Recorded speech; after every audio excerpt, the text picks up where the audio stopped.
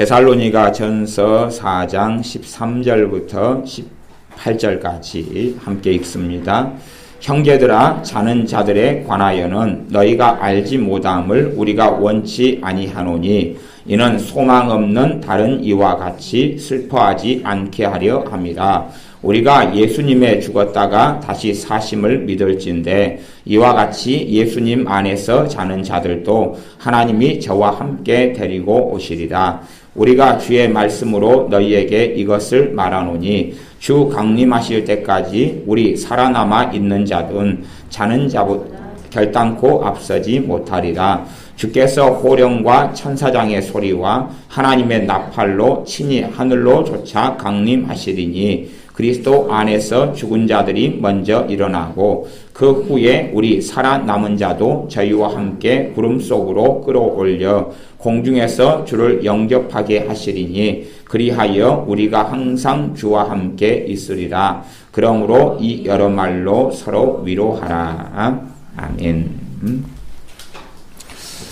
주님의 재림, 주님의 다시 오심을 잘 알 수 있는 성경이 있는데 그것은 데살로니가 전서하고 데살로니가 후서입니다. 물론 요한계시록도 있고 마태복음 24장이나 누가복음이나 많은 부분이 있습니다만은 그래도 공평하게 이것저것 살펴볼 수 있는 성경 가운데 하나가 데살로니가 전서하고 후서가 주님의 재림에 대하여 이야기하고 있는, 주님의 다시 오심에 대하여 말씀하고 있는 중요한 성경입니다. 예수님을 믿는 사람들은 재림신앙으로 무장이 돼야 됩니다. 예수님이 다시 재림에 오시는 그 믿음으로 무장이 될 때에 예수님의 사람들이 누리게 되는 유익과 혜택은 굉장히 많습니다. 세상은 사람들이 재림신앙을 무엇으로 좀 곡해하시냐 그러면 휴거신앙으로 곡해하시는 분들이 좀 많으셔요. 휴거라는 것은 들림받는 것. 주님이 오실 때에 주님의 자녀들이 주님을 영접하기 위하여 공중에 올라가는 것. 그걸 캡처라 그러는데 휴거, 들림받는 것. 휴거라는 단어가 성경에 정확하게 있지는 않습니다. 문맥상, 내용상 주님께 올라가는 것이 있어요.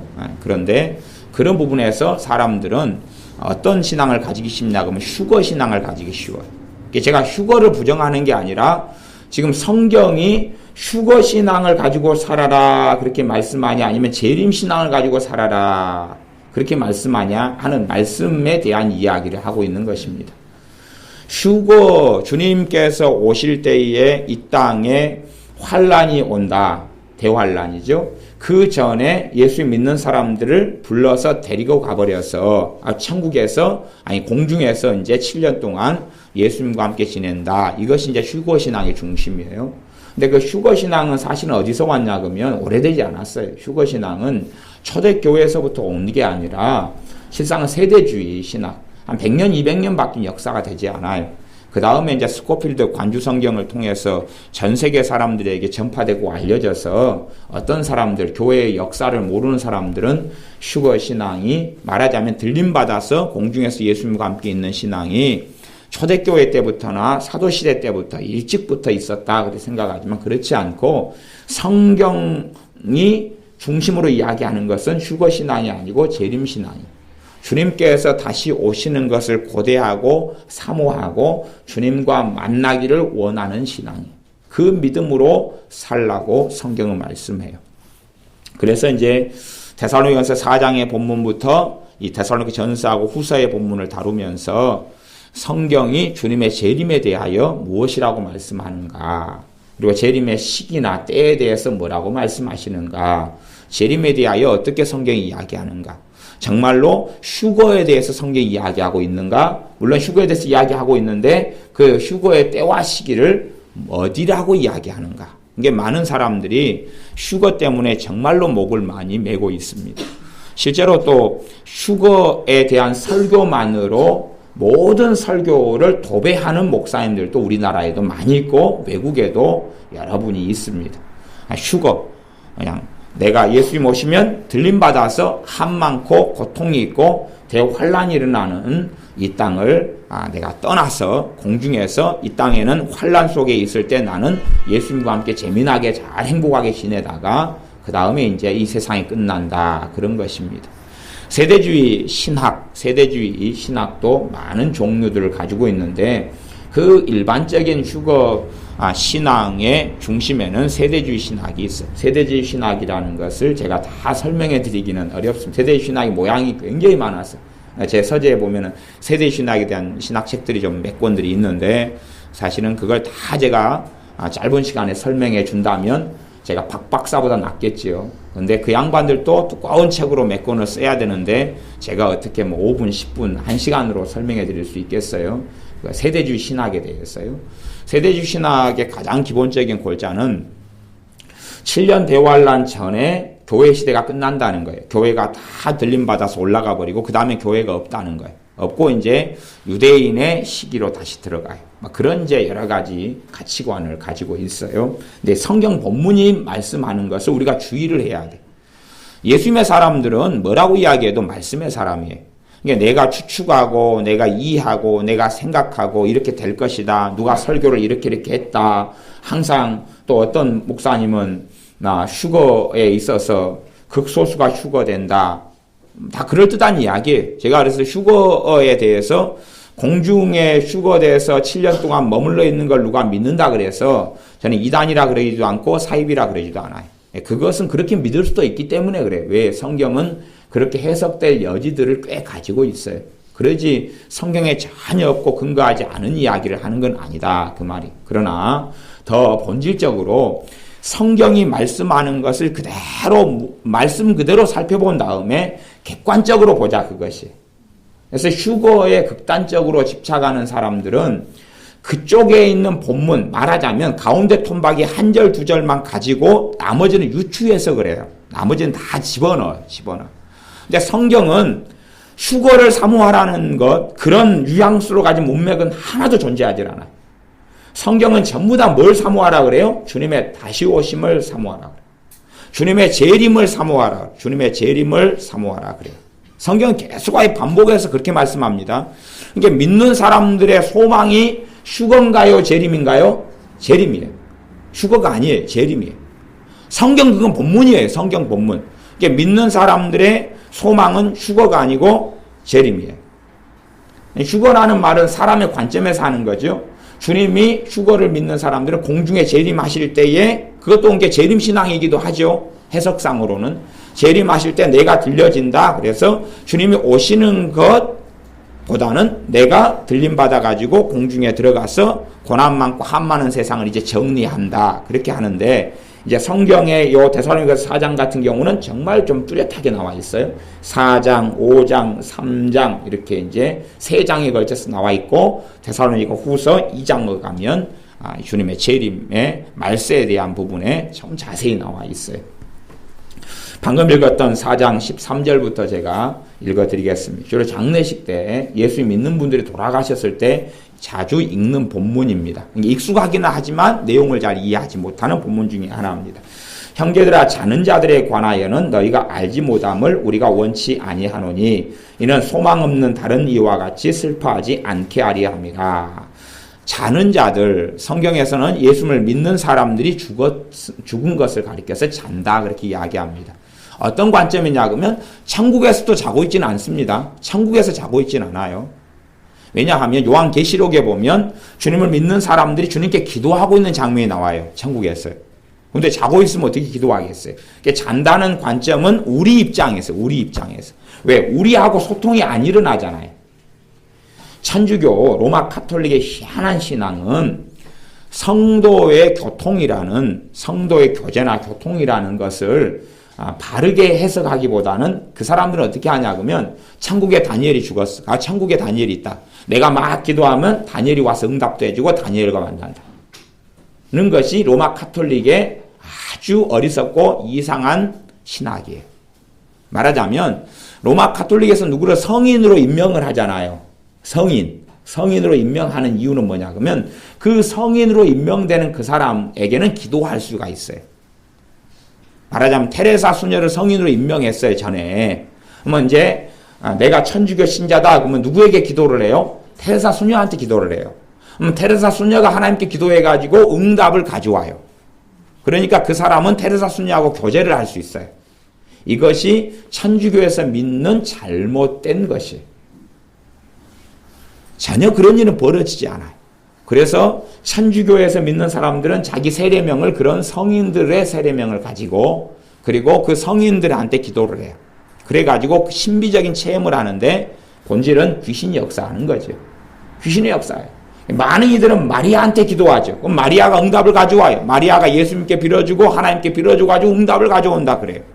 마리아한테 막 기도하는 사람, 또 성 어거스틴에게 기도하는 사람, 성 프란시스한테 기도하는 사람, 이게 많이 되어져요. 수도사 같은 경우는 특별히 더 변질적이고 변태적이에요. 왜냐하면 제 밑에 수도사 한 명을 제가 데리고 있어 봤거든. 그러니까 얘가 성경을 전혀 모르는 무지몽매한 인간이라는 걸 제가 수도사를 경험하고 알고 있어요. 몇 년간 함께 있었거든요. 그래서 그런 잘못된 신앙 말고, 그래서 성경이 잔다, 그것은 우리 입장에서는 먼저 주님께 가버린 사람들과의 교제와 교류가 있다고요, 없다고요? 없다 그런 이야기. 없어요. 만남이 없어요. 그건 될 수가 없는 것이. 우리가 만나고 교제할 수 있는 이는 하나님.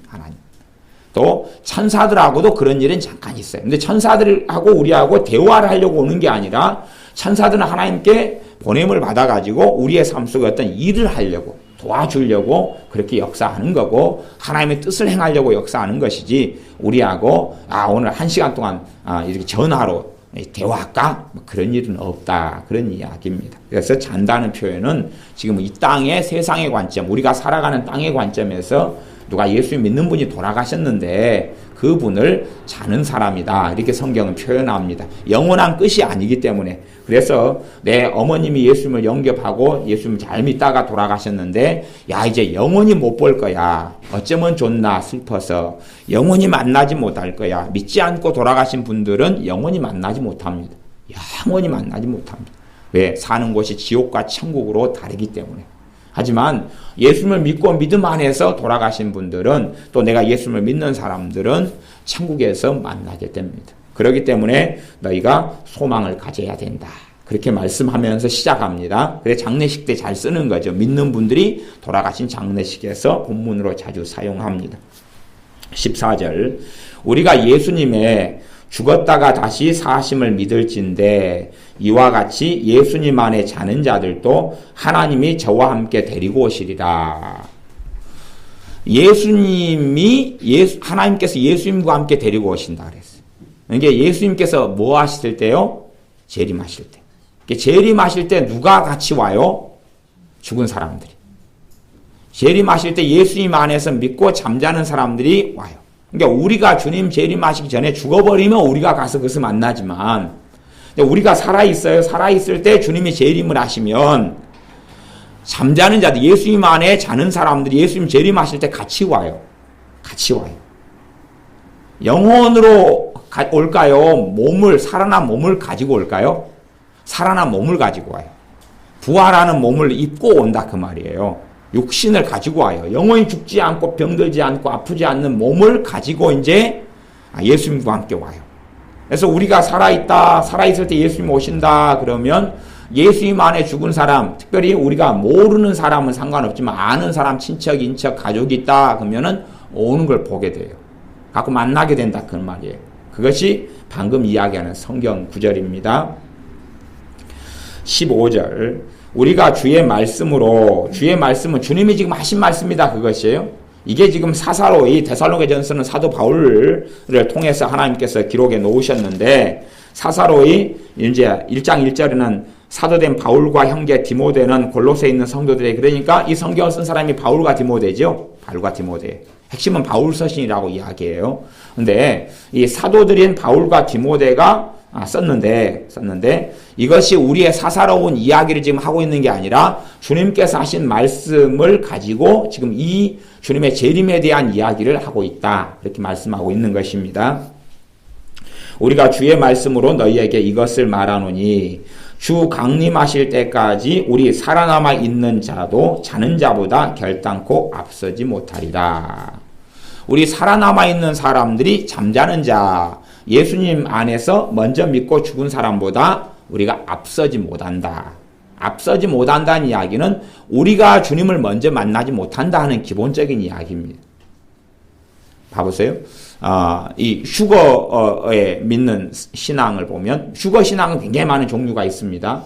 그 중에서 이제 어떤 부분은 좀 오류가 있을 수 있다 그렇게 보냐 그러면 주님께서 재림하실 때에 공중에 딱 오셨다. 그리고 이 땅에 예수님 믿는 소위 말하면 또 성령 충만한 사람들 뭐 조건을 뭐라고 붙이든지 간에 주님을 정말 사랑해 주님의 신부인 사람들이 공중으로 주님이 오실 때 공중으로 가 만나요. 그러면 요 부분이 가지고 요 부분이 되면 이것은 방금 말씀을 어그러뜨리는 해석이에요. 왜냐하면 지금 살아있는 사람들이 죽은 사람 잠자냐보다 앞선 것이 되잖아요. 이해하십니까? 그러니까 최소한은 공중에서 주님과 함께 혼인잔치를 한다고 믿는다 할지라도 그것이 최소한 바르게 믿으려면 주님이 공중에 재림하실 때 누구를 데리고 와야 돼요? 잠자는 자들을 데리고 와가지고 그 사람들과 함께 모여서 잔치를 해야 돼. 그러면 이제 그래도 이 성경을 바르게 해석했다 그런 건 아닙니다. 근데 조금은 말씀을 참조했구나 그렇게 말할 수 있다 그런 말이에요. 그래서 우리가 어떻게 말해도 예수님을 먼저 믿고 그리고 주님 안에서 죽은 사람들보다 우리가 앞서지를 못해요. 우리가 먼저 주님을 뵙지도 못하고 만나지도 못하고 주님의 그 영광 속에 먼저 들지도 못한다 그 말이에요. 그러니까 사람들은 대부분 잘못된 하나님 말씀을 빼놓고 자신들의 어떤 가치 체계와 자신들의 신학과 자신들의 이론으로 무장하는 경향을 좀 가집니다. 성경을 왜 자꾸 안 보는지는 모르겠어요. 요즘에 666표 같은 이야기도 그렇고 성경을 별로 관심을 안 가져요. 왜? 자기들이 믿고 싶은 것들이 많이 있어요. 성경 67권째, 8권째. 그것을 계속 이야기하고 살아갑니다. 주님 강림하실 때까지 강림이 재림입니다. 주님께서 오시는 것. 근데 두 번째 오시니까 우리는 재림이라 그렇게 신학적인 단어로 사용하는 것입니다. 성경은 그냥 강림이라 그러고 예수님께서 맨 처음에 초림하셔서 2000년 전에 그 다음에 이제 죽으시고 부활하셔서 승천하신 다음에 다시 오시니까 다시 제자 그래가지고 재림이다 그러는 겁니다. 근데 성경은 주의 강림 그렇게 이야기합니다. 주님께서 강림하실 때까지 우리 살아남아 있는 자도 자는 자보다 결단코라는 굉장히 강한 어투가 들어가죠. 이게 주의 말씀이라고. 앞서지 못한다 그 말이에요. 앞서지 못한다. 16절 주께서 호령과 천사장의 소리와 하나님의 나팔로 친히 하늘로조차 하늘로조차 그 말 하늘에서부터 강림하신다 그 말이에요. 천국에서 하늘에서 강림을 이 땅에 강림하시는데 무엇으로 강림하신다고요? 호령, 천사장의 소리, 그 다음에 하나님의 나팔로 강림하신다 그랬어요. 강림하시리니 그리스도 안에서 죽은 자들이 먼저 일어나고 이게 부활이죠. 부활이.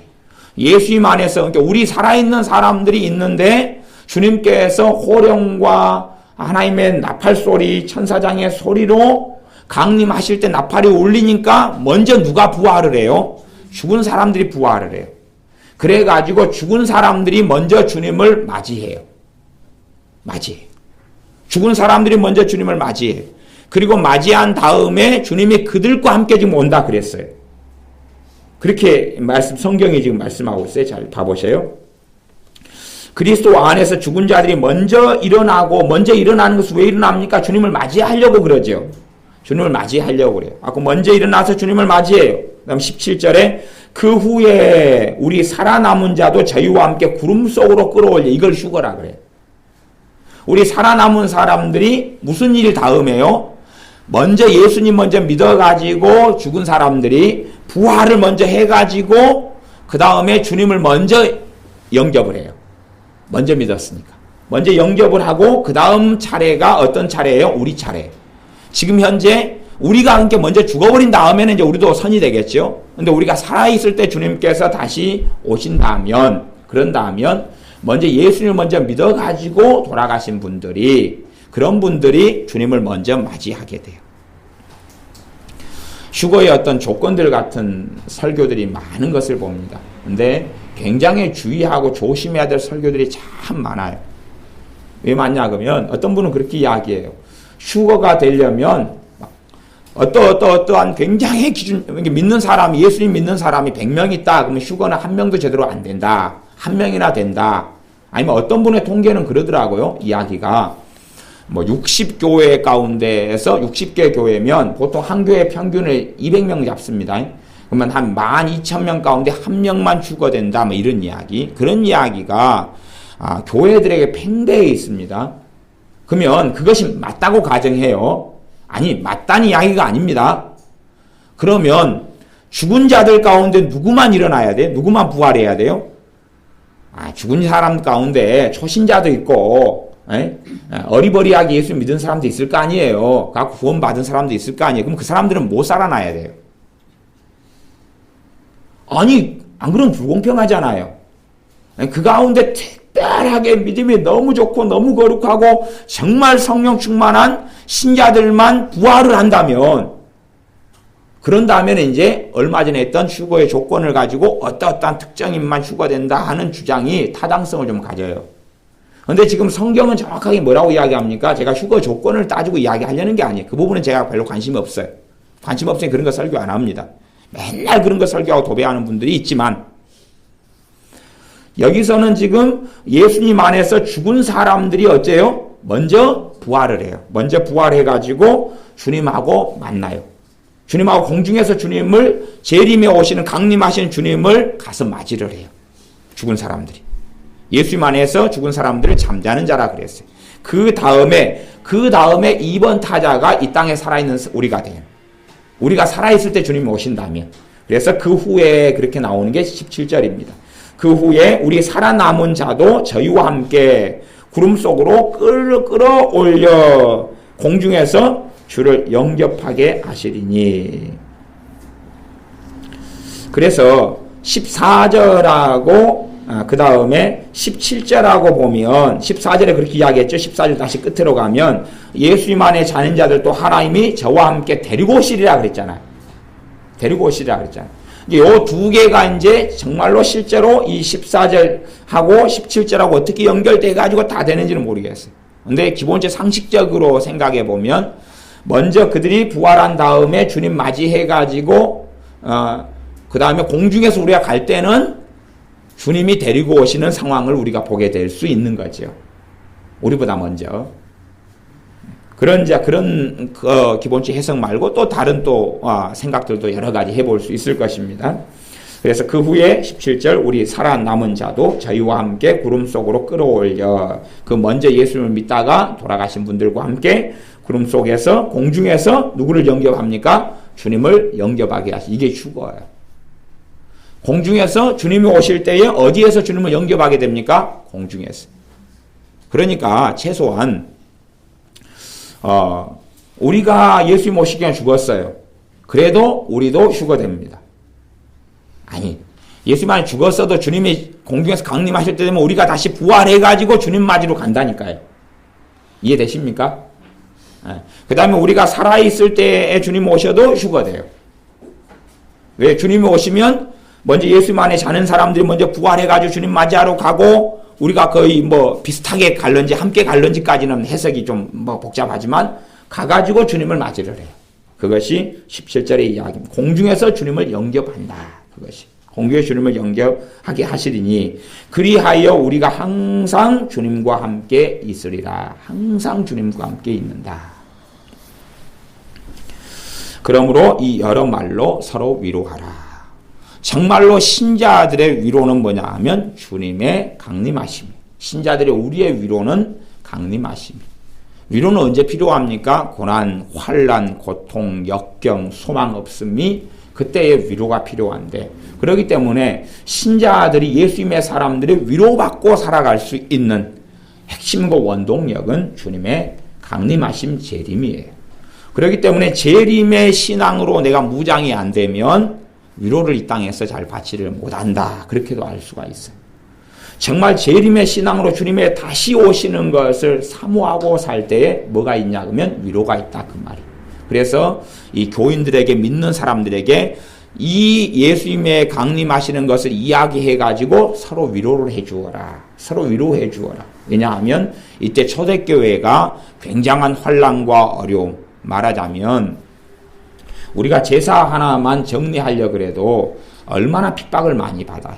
그런데 당시에는 예수님을 믿는 것이 제사 때문에 핍박받는 것의 최소 단위가 100배가 넘습니다. 상상이 되십니까? 다시요. 제사 문제 때문에 승리하지 못하고 합리화하고 맞춰주고 아니면은 싸워가지고 어쨌든 그만두고 하면서 겪는 마음의 고통과 환난과 어려움보다 100배가 넘는 시기가 이때 말하자면 중동 지역 같은 데서 예수님 믿는 거라 그 말이에요. 지금의 중동 지역에서 예수님을 믿으면 가족이 죽여버립니다. 가족이 돌로 쳐 죽여버려요. 자신의 딸이 예수님 믿었다 돌로 쳐 죽여버려요. 들키면. 아들이 믿었다 돌로 쳐 죽여버려요.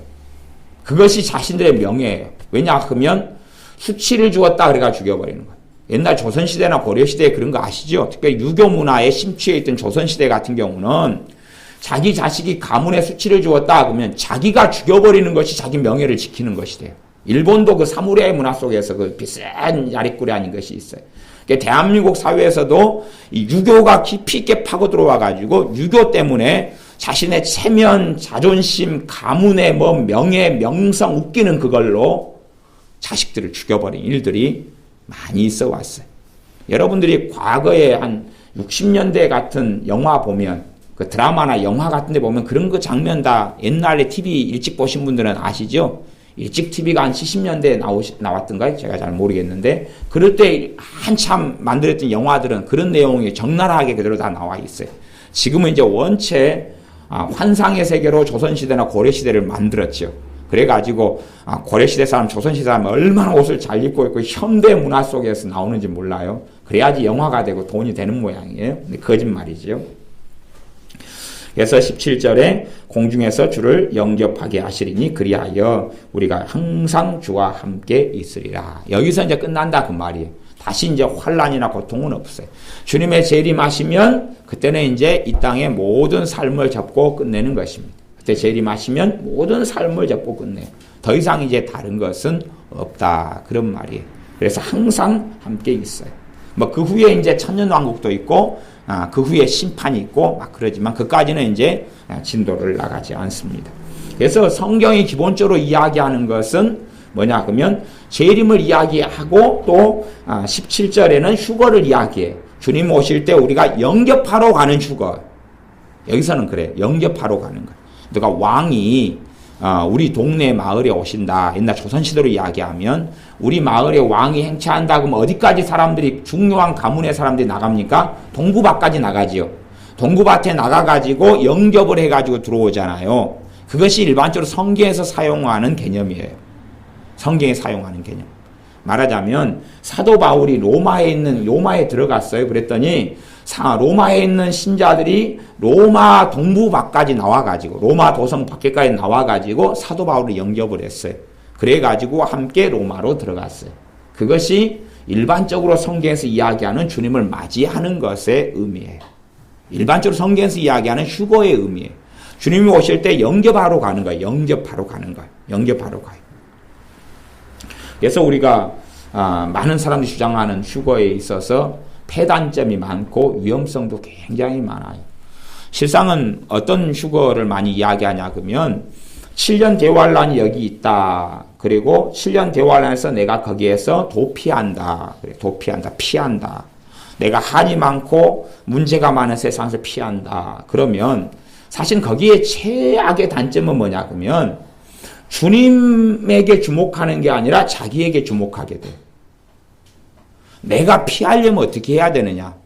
주님이 하신 일에 주목하기보다는 자기한테 주목해서 내가 준비를 해야 돼. 준비하려니까 산속도 들어가고 준비하려니까 기도만 하고 준비하려니까 뭐 직장도 그만두고 준비하려니까 무엇을 하는데 사실은 그래서 준비가 된다면 좋겠지만 그렇게 해서 거룩해지고 그렇게 해서 주님을 닮아가고 그렇게 해서 성령 충만해진다면 사도들이 그렇게 했을 거예요. 그렇게 했으면 다니엘이 신약시대의 초대교회 신자들이 다 그렇게 했을 거예요. 왜 그렇게 해야지 믿음이 충만해져 그렇게 해야 주님과 동행하고 그러면 다 그렇게 살아야 됐잖아요. 데살로니가 전서 같은 경우도 너희가 손으로 열심히 일해라 그렇게 말씀해요. 주님이 오실 때까지 열심히 일해라. 그렇게 말씀해요. 그렇게 말씀하시는 판국에 내가 수도원에 들어가고 내가 어디 기도원 깊이 산속에 들어가고 주님만 사모하고 막 기다리고 있고 내가 농사 지으면서 주님만 사모하고 농사 짓는다는 이야기는 내가 자급자족하면서 그냥 산다 그 말이 한돈은 안 벌고 농사 짓는 건 참 좋은 일이지만 휴거의 의미에서 그런 것이. 자, 이제 성경 일단 3장으로 넘어가 보겠습니다. 3장 10절부터 13절까지 제가 읽어보겠습니다. 주야로 심히 간구함은 너희 얼굴을 보고 너희 믿음의 부족함을 온전케 하려 함이라. 이 데살로니가 교회가 믿음이 부족했다 그 말이에요. 믿음에 부족한 것은 첫째 믿음의 부족은 어디에서 오냐 그러면 하나님의 말씀의 부재에서 옵니다. 믿음은 그리스도의 말씀으로 오기 때문에 하나님의 말씀이 제대로 가르쳐지지 않으면 믿음이 온전케 될 수가 없어요. 그래서 사도 바울이 이 교회의 이 신자들을 간절히 만나기를 원했는데 그것은 이 사람들의 믿음에 부족한 것을 채워주려고 그래요. 무엇으로요? 말씀을 가리킴으로. 말씀을 가리키고 전하는 것이 가장 기본적인 수단과 방편입니다. 물론 기도해가지고 안수도 해주고 치유도 해주고 예수의 이름으로 그런 것도 있지만 가장 믿음의 부족을 채우는 것은 하나님의 말씀이에요. 그래서 말씀이 제대로 가르쳐지지 않고 알려지지 않았기 때문에 이 믿음의 부족을 채우는데 그거 직접 가서 아직은 못하니까 먼저 편지를 성령의 감동으로 보내게 되는 것이 데살로니가 전서하고 후서가 됩니다. 11절에 하나님 우리 아버지와 우리 주 예수님은 우리 길을 너희에게로 직행하게 하옵시고. 우리 길을 너희에게로 직행하게 해달라 그 말은 우리가 곧바로 직행버스처럼 곧바로 너희에게 가서 너희를 만나게 해주셨으면 한다. 그렇게 기도하는 거예요. 그러면 요 11절에 우리 아버지 하나님 우리 아버지와 우리 주 예수님께서 우리 길을 너희에게로 직행하게 해달라는 것이 사사로운 기도일까요? 성령의 감동으로 하는 기도일까요? 성령의 감동으로 하는 기도지요. 여러분이 그걸 아셔야 돼요. 왜 이런 기도를 할 수밖에 없을까? 직접 만나가지고 말씀을 가리키고 도와주는 건 하나님의 뜻이잖아요. 하나님의 뜻이면 기도 안 해도 돼버려야 되잖아요. 그런 걸 아셔야 돼요. 이 땅에서는요. 하나님의 기뻐하신 뜻도 기도 없이는 이루어지지 않아요. 하나님의 심판과 징계는 이루어지는데 하나님의 주권 속에서. 그러나 이 데살로니가 교회 교인들의 믿음을 온전케 하고 믿음을 부족함을 채우는 게 하나님의 뜻인데 이걸 사도들이 기도를 해야 된다니까요. 그들을 만나는 게 하나님의 뜻인데 만나게 해달라고 그 기도하고 교인들도 데살로니가 교인들도 기도를 해야 된다니까요. 그러니까 사람들은 이 땅에서 삶을 잘 이해를 못해요. 이 땅에서는 죄 가운데 처해 있고 마귀가 임금으로 역사하고 있고 그 다음에 우리 안에 죄가 있고 그래서 우리가 주님께서 가르치신 기도에도 주님의 기도, 주기도문에도 하나님의 뜻이 하늘에서 이루어진 것처럼 땅에서도 이루어지게 해 주십시오라고 기도하라는 것을 이해하지 못한다 그 말이에요. 하나님의 뜻이면 다 될 것 아닙니까? 하는 이상한 생각을 하고 있어요. 그 이상한 생각을 하는 것보다 그냥 지나가던 똥개가 싸놓은 똥을 하나 주먹는 것이 훨씬 더 깔끔하고 좋습니다. 병만 조금 들어요. 병만. 개가 싸놓은 똥에는 병균이 많거든요. 맛도 없고 더럽고 차라리 그게 낫다 그 말이에요. 좀 이상한 식의 생각을 해가지고 똥을 한번 먹으면 더럽고 많은데 양치 한번 하고 근데 잘못된 이해와 생각을 가지면 그게 인생과 삶이 하나님 앞에서 어그러져 버려요. 나중에는 주님을 떠나버리기도 쉬워요. 잘못된 걸 먹고 마셔버리면 성경 말씀이 바르게 해석되지 않은 것을 비진리라 그래요. 비진리 잘못 해석된 성경 말씀을 자꾸 들으면 마귀 역사가 계속 강해져 버려요. 자기는 생각해요. 나는 죄 지은 게 특별히 없는데 왜 이리 마귀 역사가 많아? 왜 이리 막 산만하고 복잡하고 머리가 터질 것처럼 아파? 그 영혼의 해악을 가져오는 하나님의 말씀을 잘못 왜곡하고 곡해한 것을 먹었기 때문에 그래요. 바리새인 서기관들이 하나님의 말씀을 이야기했어요. 그러나 그들은 잘못 요리하고 잘못 해석했어요. 그래서 한 명을 데려다가 더 악한 지옥 자식을 만들었다 그래요. 무엇으로요? 말씀을 사람의 전통, 인간의 전통, 장로의 유전으로 만들어버렸어요. 그래가지고 하나님 말씀을 재료로 해가지고 지 멋대로 해버린 거예요. 지 멋대로 해버린 거예요. 그렇게 된 것처럼 많은 목회자들이 자기 자유로 성경을 해석하는 게 많아요. 말씀의 종이 아니라 자기가 주장하고 싶은 것을 성경을 가지고 이용할 때가 많은데 성경 그렇게 해서는 결코 안 되는 것입니다. 그래서 너희에게로 우리 길을 지킹하게 하옵시며 그렇게 기도한다 그 말이에요. 하나님께서 원하시고 성령의 감동으로 해도 이 기도를 통하여 하나님의 뜻과 하나님의 역사가 이루어집니다. 여러분의 삶에도 마찬가지입니다. 여러분의 기도 없이 하나님을 누릴 수 있는 것은 별로 없습니다. 12절 또 주께서 우리가 너희를 사랑함과 같이 너희도 피차간과 모든 사람에 대한 사랑이 더욱 많아 넘치게 하사 너희 마음을 굳게 하시고 우리 주 예수님께서 그의 모든 성도와 함께 강림하실 때에 하나님 우리 아버지 앞에서 거룩함에 흠이 없게 하시기를 원하노라. 자, 이제 예수님의 재림 강림 이야기가 나왔습니다. 강림 이야기가 우리 주님께서 누구와 함께 강림을 하셔요? 그의 모든 성도와 함께 강림을 하셔요. 그때에 우리 아버지 앞에서 거룩함이 흠이 없게 하시기를 원하노라. 그러니까 그 상황에서 이제 우리가 흠이 없어야 한다 그 말. 물론 흠이 없어야지 주님을 만난다 그거하고는 다릅니다. 왜냐하면 우리가 있는 흠을 가지고 심판대 앞에 설 거기 때문에 부끄러움이 없도록. 왜? 주님이 재림하시고 강림하시면 거기에서 우리의 인생과 삶은 상황이 종료되기 때문에 그래요. 다시는 기회가 없기 때문에 그래요. 다시는 기회가 없어요. 주님이 오실 때 되면 다시는 기회가 없기 때문에 그때에 그의 모든 성도와 함께 강림하실 때에 우리가 거룩함에 흠이 없도록 그렇게 기도를 한다 그 말이에요. 그래서 그의 모든 성도와 함께 강림하신다는 이야기를 합니다. 강림하신다는 이야기를 하지 우리가 올라간다는 데 초점을 맞추지 않지요. 성경에 이 3장 13절에 초점이 우리가 들림받아 올라가는 게 초점입니까? 주님이 내려올 때에 그때에 우리가 깨끗하고 흠이 없는 게 초점입니까? 우리가 그때에 어떠한 사람으로 있을 것인가? 주님이 재림하실 때에 내가 어떤 사람으로 주님을 만날 것인가가 초점이에요. 주님이 재림하실 때에 누구누구는 올라갈 거야. 누구누구는 주님이 공중에 오실 때에 누구누구는 들림받을 거야. 들림받도록 하자는 게 초점이 아니란 말이에요. 많은 사람들은 성경을 그렇게 거짓말로 만들어버려요. 성경의 초점은 주님이 오실 때 들림받아야 돼. 이게 초점이 없어요. 그런 게 있으면 나중에 여러분이 저한테 찾아가 보여주셔요. 그게 아니 초점은 뭐냐 그러면 오시는데 그때 내가 어떻게 주님 만날 것인가.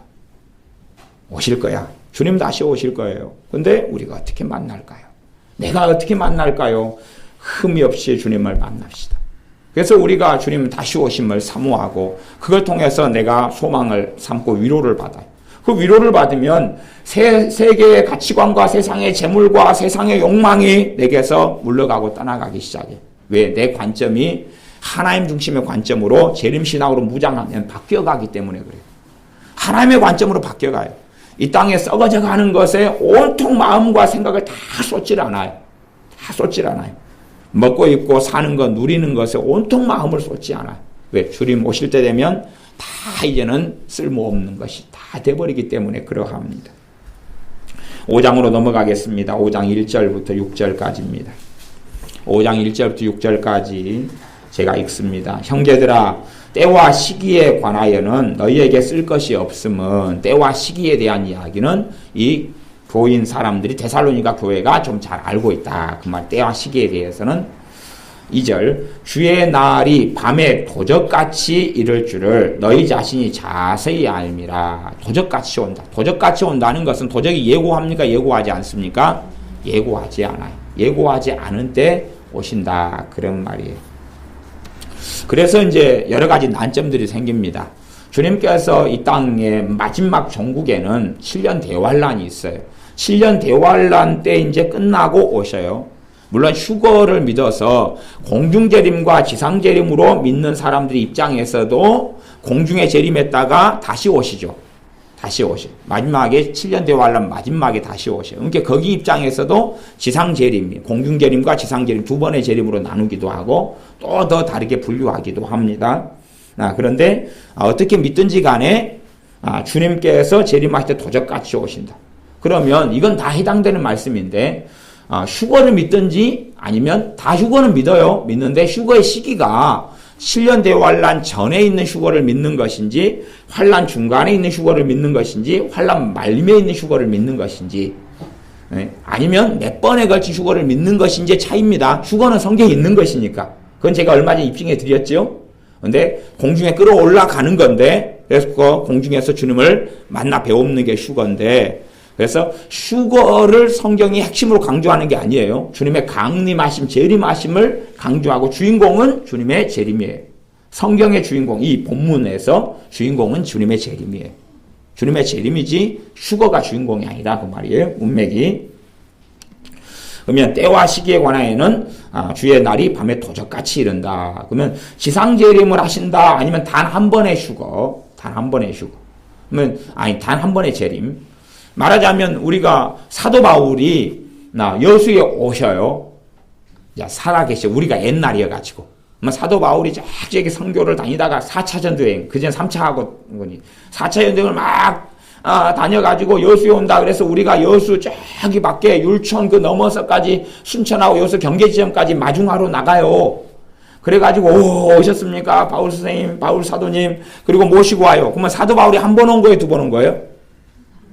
한 번 온 거잖아요. 그잖아요.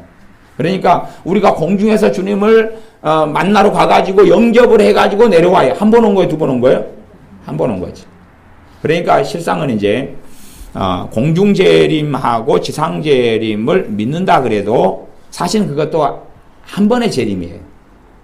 그러니까 이제 제가 이제 휴거를 옹호하는 이야기를 이제 하나는 하게 되는데 공중재림과 지상재림을 믿는 휴거를 믿는 사람들이 믿어요. 이제 환란 전 휴거를. 그러면 그에 대해서 재림은 한 번이다 그랬는데 왜 두 번이냐? 그런데 그것도 다 한 번에 들어가는 거예요. 왜 한 번에 들어가는 당위성이 성립이 되느냐 그러면 우리가 동구밖에 만나러 갔어요. 만나러 갔으면 거기서 사도 바울이 배고프면 거기서 식사를 하고 와야 될 거 아니에요. 아니 먼 길에 와가지고 배고프고 거기서 차도 한잔 마시고 먼 길에 왔으니까 그래서 거기서 한 시간도 보낼 수 있고 아이고 여기서 주무시고 들어가시죠. 여기서 다시 걸어 들어가시려면은 여수 동구 밖에서 저기서 오면 몇십 킬로 또 와야 되잖아요. 그러니까 시간이 머니까 여기서 날이 졌네 하룻밤 주무시고 가시죠. 그래가지고 와도 한 번 온 거잖아요. 우리가 공중에서 주님 만나가지고 거기서 7년 동안 잔치를 하고 있어도 일단 그 문 앞에서 만나가지고 좋아가지고 막 잔치하고 내려오니까 그 한 번이지 그게 두 번이 되는 게 아니란 말이에요. 그것을 믿는다고 그래도. 자, 그래서 주의 날이 밤에 도적같이 이룰 줄을 여기서 난점이 뭐냐 그러면 7년 대환란 다음에 주님이 이제 지상재림을 하시는데 혹은 한 번의 재림을 하시는데 도적같이 온다 이해가 안 되는 거예요. 왜 이해가 안 되냐 그러면 성경에 7년 대환란 사건이 다 있으면 뻔한 건데 왜 도적같이냐고. 도적같이란 말은 알지 못하게 그냥 예기치 않을 때 온다 그랬는데 이게 그 부분에 이제 해석의 난점이 있어요. 그러나 뭐 그것을 크게 대단한 해석의 난점, 이제 휴거를 환란 전 휴거를 믿는 사람에게도 난점이고 왜 거기도 지상재림이 있으니까 그 다음에 주님을 영접해가지고 내려오는 환란 중간이나 환란 말에 휴거를 믿는 사람에게 똑같이 지상재림이 있으니까 같은 난점이에요. 그렇기 때문에 그 난점은 굳이 크게 해석할 필요는 없기도 해요. 서로 간의 난점이니까 서로를 신학적인 사상에 서로 공격하는 게 아니거든요. 공격하는 게 아니에요. 그래서 도적같이 이른다는 건 서로 간의 난점이에요. 근데 이제 도적같이 이르는 것에 있어서 환란 전 휴거를 이제 극단적으로 말하는 사람에게는 이것이 굉장히 좋은 레파토리가 되죠. 도적같이 임한다는 게. 네. 하지만 지상재림이 성경에서 이야기하는 핵심의 재림이에요. 네. 그럴 때는 사실은 그 문제도 해결을 해야지 맞는 것이. 사실은 정확하게 7년 대환이 있다 그래도 어느 날이 정확하게 시작날이라는 것은 알 수가 없어요. 어느 날이 정확하게 시작날이라는 걸 알 수가 없어요. 나아가서 주님께서 그 환란의 날들을 감하게 해달라고 기도해라. 그 환란 날들이 감해지지 않으면 아무도 구원받지 못한다. 왜? 그 비참함과 환란 때문에 다 주님을 부인해버리고 배신해버린다고 말씀해요. 너무 비참한 환란이기 때문에. 그리고 이제 마태복음 24장 같은 데 보면 환란을 성도들이 통과하는 것을 이야기합니다. 그렇기 때문에 거기에서 이제 극단적인 7년 대환란 전에 휴거는 일단은 문제는 있어요. 말하자면 정말 진정한 신자는 다 떠나버리고 이 땅에 진정한 신자가 없어져 버린다 하는 것은 틀린 이야기가 된다 그 말이에요. 왜냐하면 성경에 똑같이 환란을 당하면서 그때 너희를 팔겠고 가족이 너희를 죽은 데 넘겨주고 너희가 끝까지 인내해야지 구원을 받는다 하는 말씀을 주님이 계속 반복적으로 마태복음 24장에 하고 계시거든요. 그렇기 때문에 7년 대환란 때 교회가 이 땅에 남아있는 것은 사실이에요. 그것 때문에 이제 극단적 휴거를 이야기하는 사람은 특정한 몇 명만 휴거가 된다라고 이제 또 이야기를 하죠. 아니, 성경에서 정말 핵심적으로 무엇을 이야기하느냐에 중심을 가져야 돼. 무엇을 이야기하느냐의 핵심이에요. 그래서 2절, 주의 날이 밤에 도적같이 이를 줄을 너희가 자세히 암이라. 3절, 저희가 평안하다 안전하다 할 그때에 잉태된 여자에게 해산 고통이 이름과 같이 멸망이 호련히 저희에게 이르리니 결단코 피하지 못하리라. 이게 사람들이 평안하다 안전하다 할 그때에 해산 고통이 이름과 같이. 그러니까 여러분이 아시잖아요. 해산 고통은 사실은 내가 애를 가졌으니까 해산이 오지요. 그러면은 대부분 몇 달 만에 애를 낳아요? 10개월 만에 낳잖아요. 10개월 만에 낳지만은 이것이 9개월도 되고 7삭동이 되고 8삭동이 되고 정확하게, 물론 요즘같이 제왕절개 할 때의 이야기를 하고 있는 건 아닙니다. 우리가 날을 정해가지고 요날 수술합시다. 의사하고 상의해서 하는 걸 이야기하는 게 아니고 그냥 자연분만을 이야기하는 것입니다. 그러니까 사실은 7년 대환란이 정확하게 어디 시작되는지를 몰라요. 이게 언제 정확하게 끝나는지를 몰라요. 지금 임신을 했어요. 그래서 알잖아요. 몇 달 됐는지. 알잖아요. 여자들 월경이나 이런 게 없어지면 애 가졌구나. 그런 다음에 이제 이거 병원에 가니까 그렇지만 옛날엔 그런 의료시설이 없잖아요. 추측을 해야 되잖아요. 추측. 배가 불러왔어. 또 언제 그래 그런 일이 남편하고 이렇게 애를 가졌어. 그래가지고 해보니까 지금 몇 달 정도 돼. 갖고 언제 날 거야를 계산하지만 정확한 애가 태어나는 날을 알 수 있어요? 없어요? 없다 그 말이에요. 대신에 급박할 때가 되면 알잖아요. 갑자기 그냥 여자가 방 안에 있다가 아이고 배 그러면 이제 남편이 부랴부랴 그 산파 할머니를 부르러 쫓아가는 달려가는 중에 애를 낳아버리고. 그러니까 옛날에는 제 이모 이름이 붙들심이었어요. 붙들심이었어. 왜 붙들심이었냐 그러면 사실은 원장님 이름이 토방심입니다. 토방에서 나와가지고 토방심이에요. 근데 이름을 이제 막상 동사무소나 면사무소에 신고할 때 좋게 신고해가지고 좋은 이름이 된 거예요. 그래서 학교에서는 초등학교 다닐 때는 이 토방심 이렇게 불렀어요. 토방심아 그랬어요. 이름이 토방에서 나왔다고. 그럼 왜 제 이모는 붙들심이냐 그러면 그냥 부뚜막에서 일을 하다가 얘가 확 나와본 거예요. 그러니까 때와 시기를 알아요 몰라요? 아니 임신애가 10달 안에 태어나는 어떨 땐 11달도 될 수 있지만 그럴 땐 큰일 나죠. 근데 그래가지고 오늘 내일 하고 몇 주 2주 그러지만 부뚜막에서 앉아서 일 보자고서 확 나와버려 얘가. 남편도 못 부르고 산파도 못 부르고. 옛날에는 또 들심이 돼 들심이.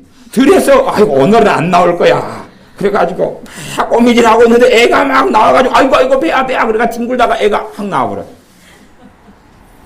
갖고 이제 들에서 낳았다 해서 들심이에요. 또 가올심이 가오리 먹고 낳았다 해서 가올심이에요. 섭리하기.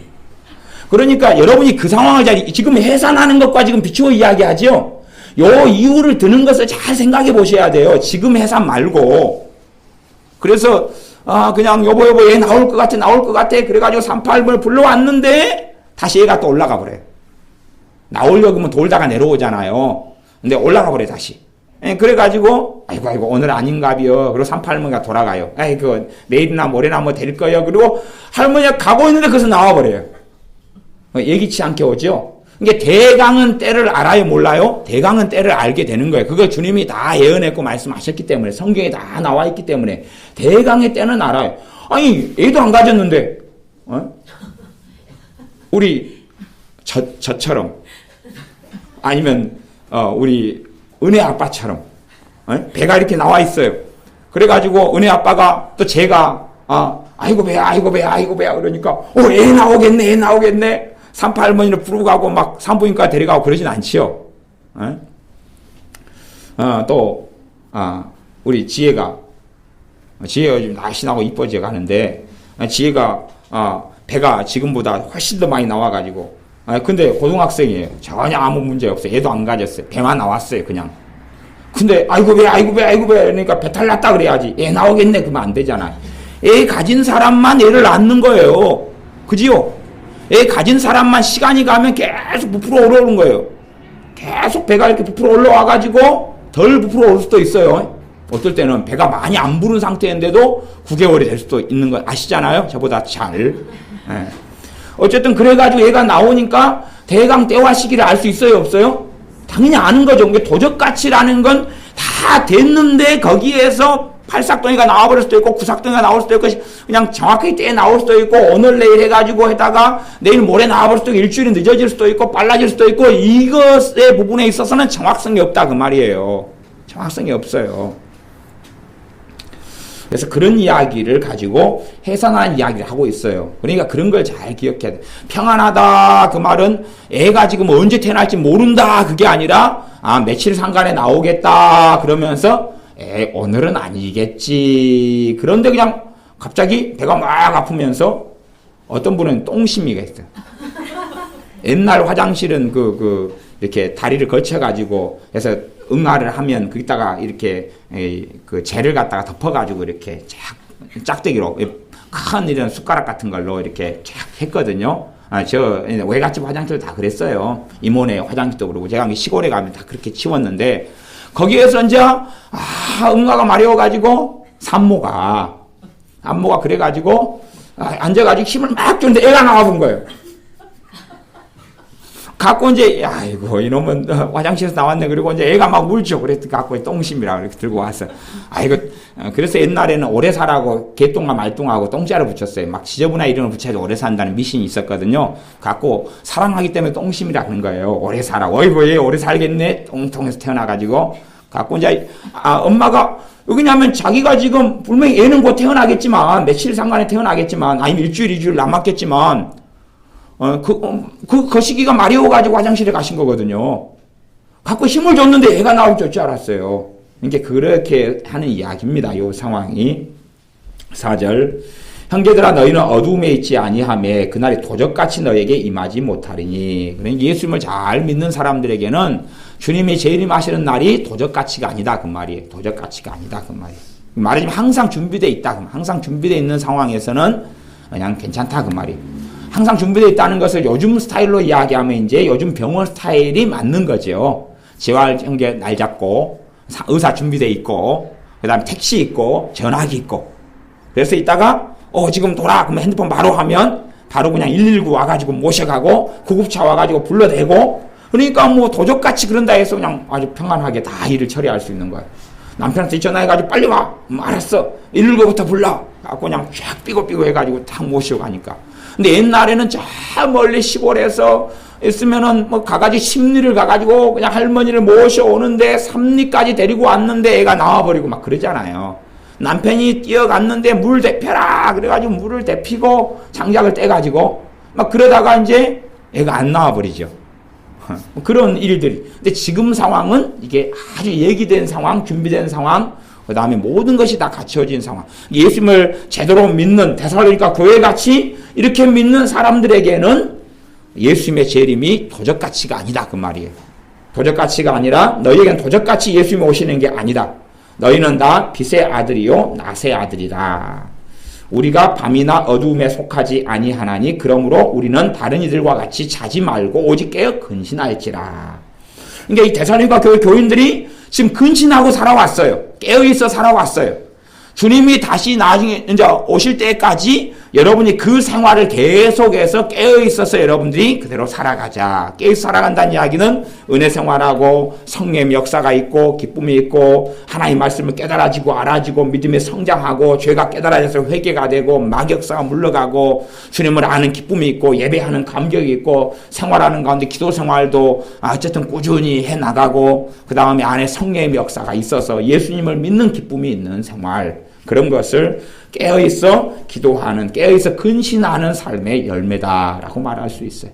그렇지 않고 낙심할 거 다 낙심하고 좌절할 거 다 하고 절망할 거 근심할 거 항상 근심만 해야 되고 예수님에 대해서 아무 생각도 없고 아이고 오늘 교회 가는 날이네 성경책 어딨나 툴툴툴 먼지 털어가지고 털레털레 갔다가 와가지고 걱정이나 잔뜩 하고 이건 잠자는 거다 깨어있지 않다 근신하지 않다 그렇게 말씀합니다. 이제 시간이 많이 흘러갔지만 데살로니가 후서 2장 말씀만 마무리로 보겠습니다. 데살로니가 후서 2장 1절부터 8절까지입니다. 2장 1절부터 8절까지 데살로니가 후서 2장 1절부터 8절까지 제가 읽어가면서 간략하게 시간이 많이 되었으니까 간략하게 설명하겠습니다.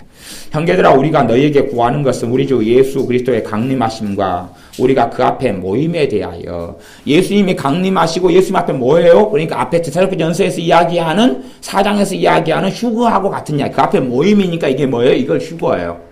우리가 들림받아가지고 예수님이 오실 때에 뭐예요? 만나요. 그래서 이거 모임이라고 이야기해요. 모임. 그 앞에 모이는 것 모임에 관하여 그래서 예수님 오실 때에 우리가 예수님 영접하러 올라가는 것 이것에 대하여 혹 영으로나 혹 말로나 혹 우리에게 받았다는 편지로나 주의 날이 이르렀다고 쉬 동심하거나 두려워하거나 하지 아니할 그것이라. 요 데살로니가 후서 2장에 보면 이제 사람들이 잘못 믿는 믿음에 대하여 깔끔하게 정리해 버립니다. 휴거에 대해서 잘못 믿는 믿음에서 깔끔하게 정리해 버려요. 그러니까 멍청이가 아닌 한은 이렇게 요것만 보면 그냥 알아요. 멍청이가 아닌 한은.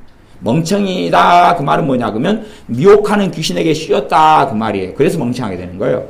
미혹하는 귀신이 잘못된 것을 통하여 씌워버리면 눈에 안 보이지만 그렇지 않고 눈을 또록또록하게 보면 성경이 정확하게 나와 있어요. 정확하게 나와 있어요.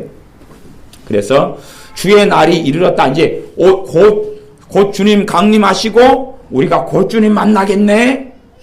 그렇게 해서 오늘일까 내일일까 모레일까 이번 주까 지난달일까 올해일까 막 이런 이야기들로 해가지고 사람들을 막 흥분되게 하고 그러니까 사람들이 막 갈피를 못 잡고 아이고 오늘부터 그냥 애는 땡겨놓고 기도해야 되겠다 기도 갖고 막 철야기도 막 하면서 애들은 밥 안 주고 막 이런 일들이 벌어지니까 그렇게 해서 사람들로 하여금 뭐예요? 현재의 삶 속에 주님과 동행하고 만나고 직장 속에 주님과 만나고 동행하는 게 아니라 야 주님이 한 달 안에 오시니까 직장이 무슨 의미가 있나?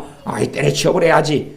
그리고 한 달 안에 오시는데 뭐 적금 넣는 게 무슨 의미가 있어? 적금 10년 적금이구만. 아이고 그만둬 갖고 이것 가지고 주님 오시니까 빨리 남 구제하고 도와버려야지. 그래 칭찬받지. 갖고 그냥 적금을 3년 두다가 말아가지고 적금 찾아가지고 막 나눠줘가지고 이달 안에 오시네. 그랬더니 이달 안에 안 오시는 거야.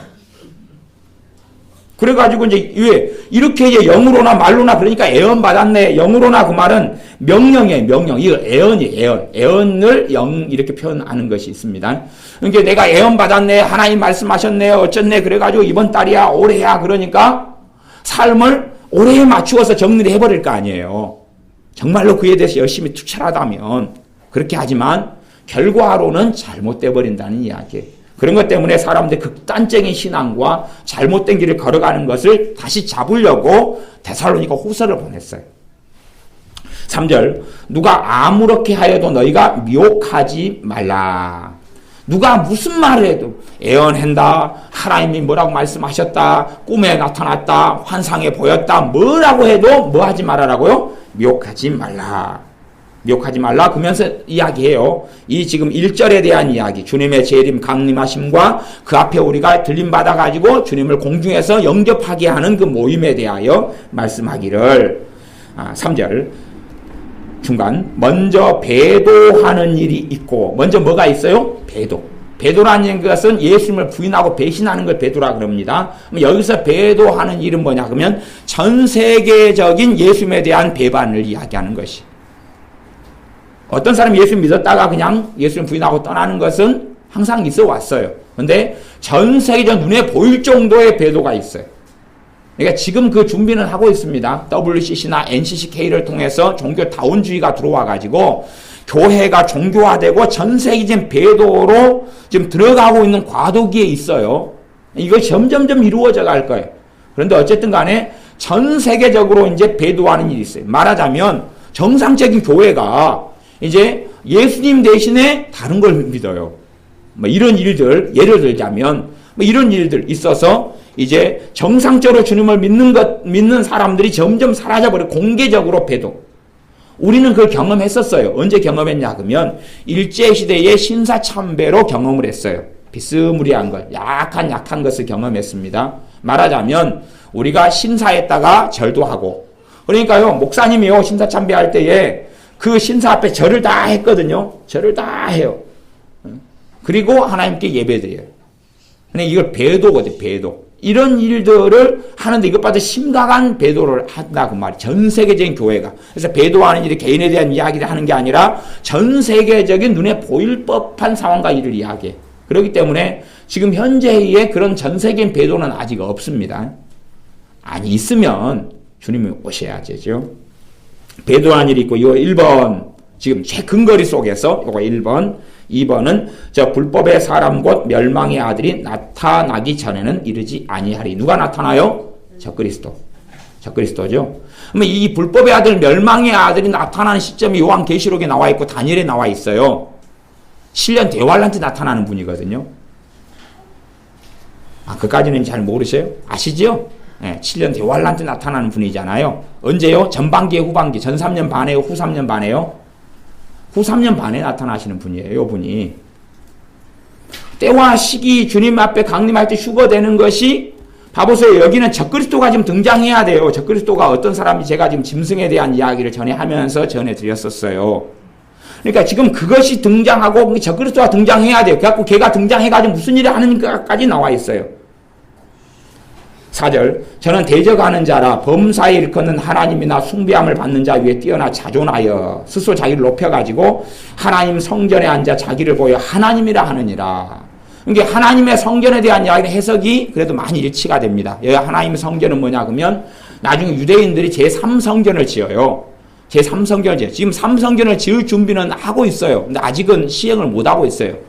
국제적으로 정치적으로나 굉장히 심각한 문제가 얽혀 있어가지고 제3성전을 짓게 될 때에는 세계 전쟁을 염두에 둬야 되는 상황이기 때문에 그래요. 어쨌든 하나님의 성전 제3성전을 짓고 거기에서 얘가 적그리스도가 앉아가지고 자기가 누구라 그래요? 하나님이다 그런다 그 말이에요. 그런 일이 있어야 되는데 그 일을 행하는 자가 적그리스도라고 막 그 일이 있은 다음에 성경이 그렇게 지금 이야기하잖아요. 제가 지금 이 성경을 대단하게 해석하는 게 아닙니다. 이 본문에 그 여러분이 기본적인 이해를 보시면 알잖아요. 큰 해석이 아니라 이게 긴 본문을 가지고 이야기하는 내용이기 때문에요. 자기를 보여 하나님이라 하느니라. 5절 내가 너희와 함께 있을 때 이 일을 너희에게 말한 것을 기억하지 못하네. 이 일을 사도 바울이 말해왔다는 거예요. 말해왔다. 이제 6절 저로 하여금 저의 때에 나타나게 하려 막는 것을 저는 누구의 적그리스도죠. 그래서 그 적그리스도의 때에 나타나도록 하나님께서는 막고 있다. 7절 불법의 비밀이 이미 활동하였으나 지금 막는 자가 있어 그 중에서 옮길 때까지 하리라. 8절 그때에 불법한 자가 나타나리니 주 예수님께서 그 입의 기운으로 저를 죽이시고 강림하여. 그러니까 적그리스도를 주님이 죽이시면서 강림하는 사건. 요한계시록에 주님의 재림과 강림이 나와 있는데 그것이 21장, 22장이죠. 그때에 주님께서 그의 사자들과 와가지고 이 적그리스도와 짐승과 그의 선지자를 잡아 죽이는 게 나오죠. 그때가 요 재림의 초점이 여기에 맞춰있잖아요. 여기에.